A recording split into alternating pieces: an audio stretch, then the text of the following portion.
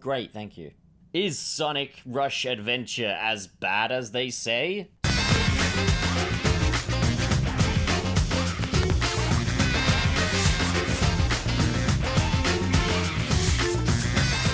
So, just like the previous Sonic Rush video, the gameplay you'll be seeing in this one is not my own. It comes from World of Long Plays.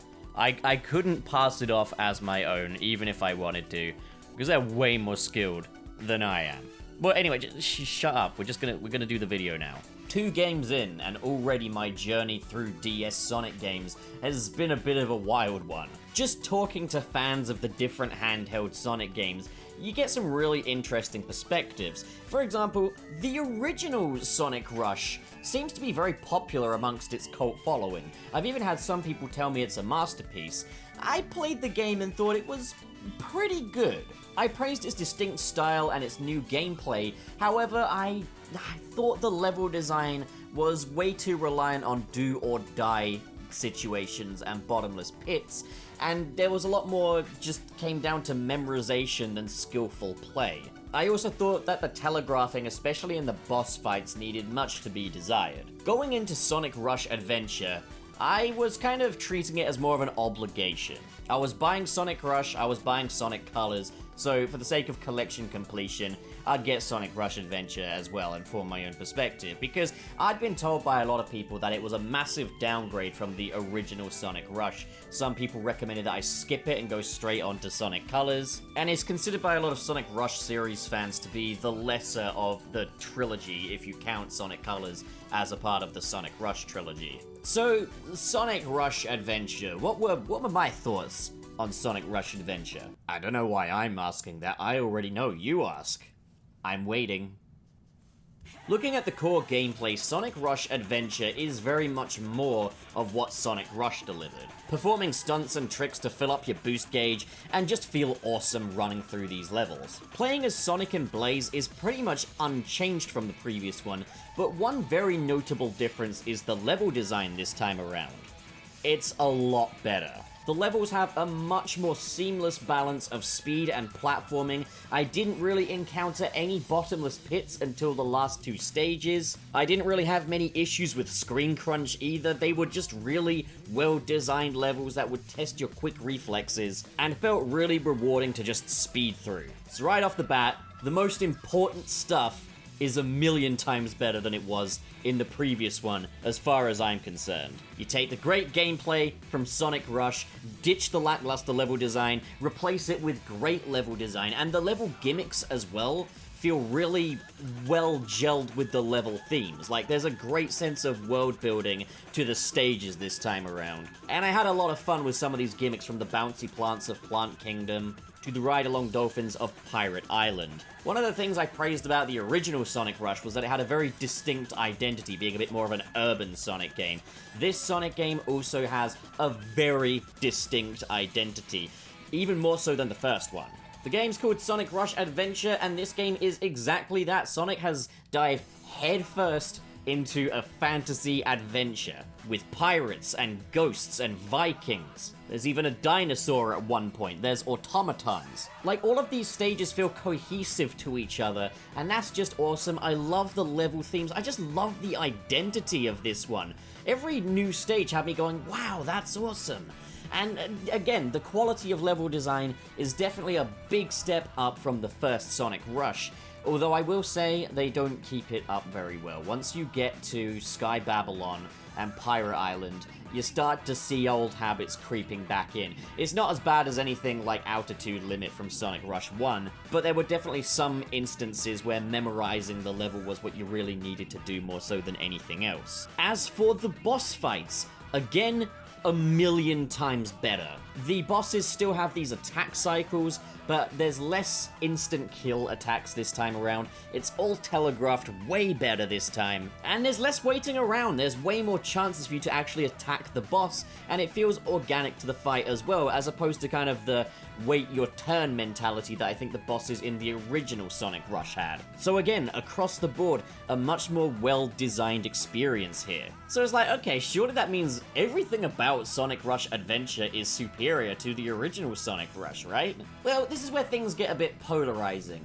It's called Sonic Rush Adventure for a reason, and that's because it introduces adventure elements not only to the story, not only to the levels, but to the gameplay on a whole as well. There was really a big focus on story and world building within this game. Remember when I said that the stages had a certain degree of cohesion between them?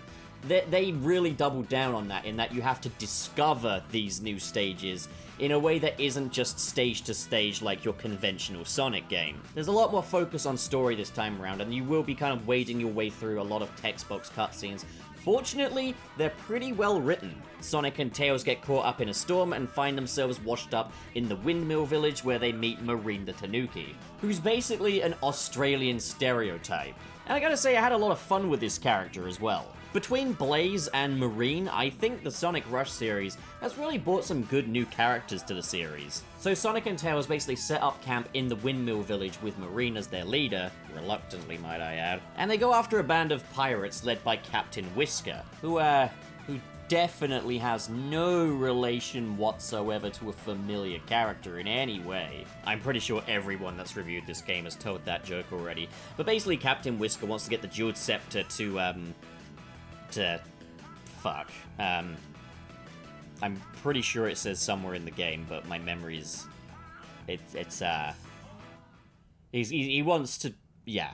My guess is that there's someone behind all this. Well, anyway, it also transpires that Sonic and Tails are actually in Blaze's dimension, and Blaze is there to pick up some of the slack as well, in a big team-up. I gotta admit, she doesn't contribute very much to this story this time around, but her presence is nice, and it is nice to see how far her dynamic has come from the previous game. She's working alongside a bunch of people now, including a bunch of koalas as well. They really went the whole hog with the whole "this is pseudo-Australia" theme to this game, and I gotta say, it gives me some Thai vibes. When exploring the hub world and talking to the koalas and Blaze and Tails and Marine and all that, it almost feels kind of like bush rescue, you know? Absolutely adore the vibe that has. And the hub world is a lot of fun to explore as well, with lots of different little locales to just walk around in 3D, might I add. But then there's also the discovery aspect, in that you have to discover the new levels, which are islands. And to do that, you have to set sail in one of 4 vehicles. So yes, there is mandatory vehicle play in this game. Yep, this is definitely a 2000s video game sequel. I don't have the exact names of the vehicles memorized, so bear with me here, but there's a jet ski. Okay, I got that one down. There's a big boat with big cannons and stuff on it.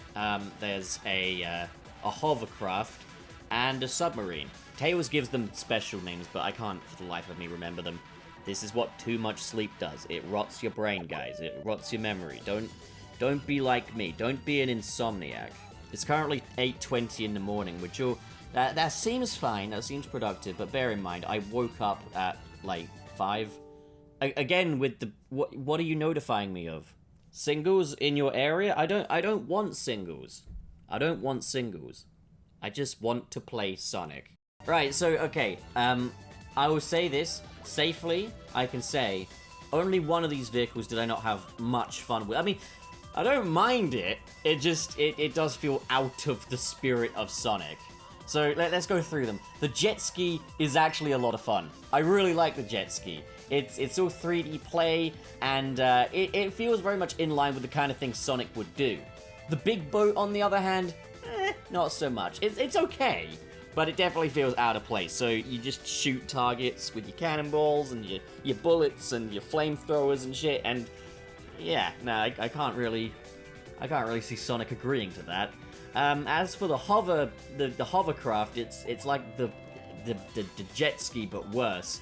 And then there's the submarine, which is, well, it's like the jet ski, but it's underwater and worse again. The jet ski is the best one. It's the best one of the bunch. It's the most Sonic-y one of the bunch as well. I can imagine him on a jet ski. He'd enjoy that. That's right up his street. Now, I think this is the thing people hate the most about this game, is these vehicle sections. But to be honest, I didn't find them as bad as I think a lot of people made them out to be. At least, not in my opinion anyway. They don't take up a lot of time. They're usually about a minute at best. And I know it's something that people didn't like, is that you have to draw your little path out, and if you're slightly off, of your location, Tails will basically just send you back where you came from. But I found you could, A, reroute, which was helpful, unless you run out of ink. That's something, like, they do have a certain mileage to these vehicles. And, but the truth is, I didn't really encounter situations where Tails would send me back. I've only heard about that. Maybe I'm just really fucking amazing at, like, hand-eye coordination. So it doesn't surprise me that the singles will want me, because I'm just really good at using a Nintendo DS stylus, it seems. All of these are controlled with the stylus as well, which is, it's a good way of dealing with it. Now, like, I get it, in a game where you just want to go fast and you want to play the levels and stuff, this is all a lot to take on. There's the vehicle stages, there's the thick amounts of text box story cutscenes, and then you also throw this into the equation. To build some of these vehicles, you have to grind for parts, which means replaying levels. Now, once you've discovered that island, you don't have to travel to it again. That's something I was doing in the early stages, and then I found the level select.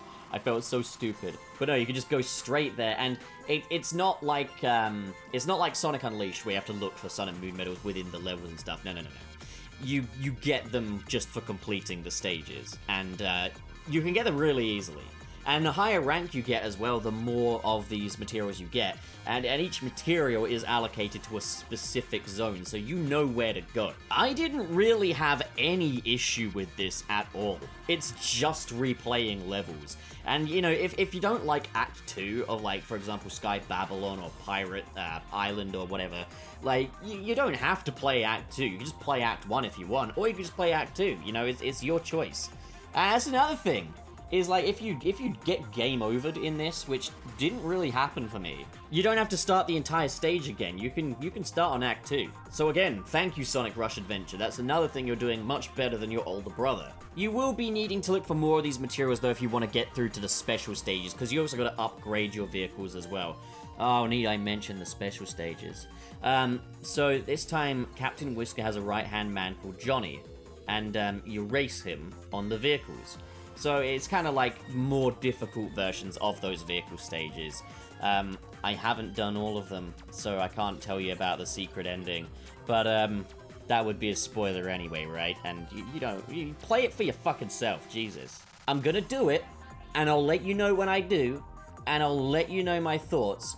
But right now, my prediction is that Captain Whisker has something to do with the familiar Sonic character. Yeah, you know the one I'm talking about. This guy is definitely in cahoots with the popular Sonic character, Jeffrey St. John's, as created by the legendary Ken Penders. Get cucked, Sonic. On the note of backtracking, yeah, you do have to revisit certain levels to collect up stuff, but all the same, you might have noticed that I haven't really mentioned Blaze very much this time around.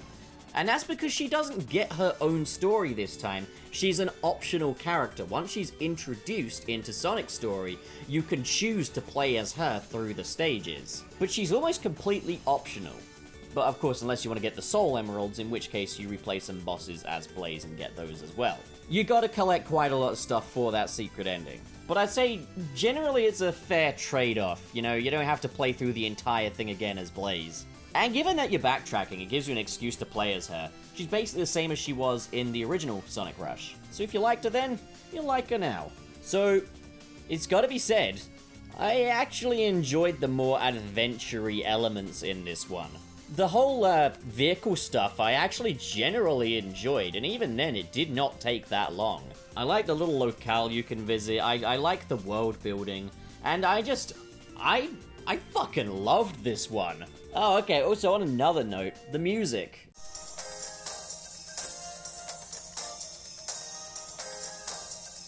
Why the fuck does music sound so much like Tarzan? So, the Sonic Rush soundtrack is one that I get a lot of people really love that soundtrack. And I appreciate the art behind it, but I don't have a personal connection with it. I think some of the lyrics in the songs are just a bit weird. I mean, admittedly, it is better to listen to in isolation from the game, actually. Like, that's a thing well worth noting. It has its bangers, that's for sure. Moving over into this one, though, I like this soundtrack a lot better. Like, it's basically all the stuff that I really liked about the original, but it's brought a little more home for me, I guess. I don't know, but I like that it all fits in with the kind of island feel, the tropical feel, and everything like that. It's a good ass soundtrack. And can I just mention, like, the final level of the main story in this is the least intimidating looking final level ever, and the music doesn't help. It's so fucking cute. This is such a cute final level. The dolphins, man. The dolphins. I love dolphins. That's so cute. It is the toughest stage in the game, though. Like, and it is probably one of the worst designed ones. But I fucking love the dolphins, man. And this music suits them so much. It's so goddamn... Oh, man. Oh, jeez. Oh, man. Look, you guys just think I'm some kind of fucking contrarian, don't you? But if I'm being completely honest, Sonic Rush Adventure is easily one of my favorite Sonic games now, I think. I don't know, I just had a consistently good time with it. I had a fucking blast. So I don't know. Fuck you, Mom, you're just a hater. Next up, we're gonna be looking at Sonic Colors on the Nintendo DS. Considered by many to be the third game in the Sonic Rush series, even though it doesn't have the same label. So what do you guys think? Comment below and discuss, and as always, if you enjoyed this video and you want to see more like it, hit subscribe, hit the like button, and in the description below are links to my different social media feeds, as well as the Patreon, where you can just give me your money, and that would just be really fucking epic of you, not gonna lie. But, you know, like, also special shout out goes to the patrons in the $10 tier. That is Marcus Ward, Sirius the Skeptic, Biotin Arts, and Mr. SP. You guys are the most epic of gamers. But as for the rest of you, have a... fuck. That's not... Thank you so much for watching, guys, and have a great day. Nailed it.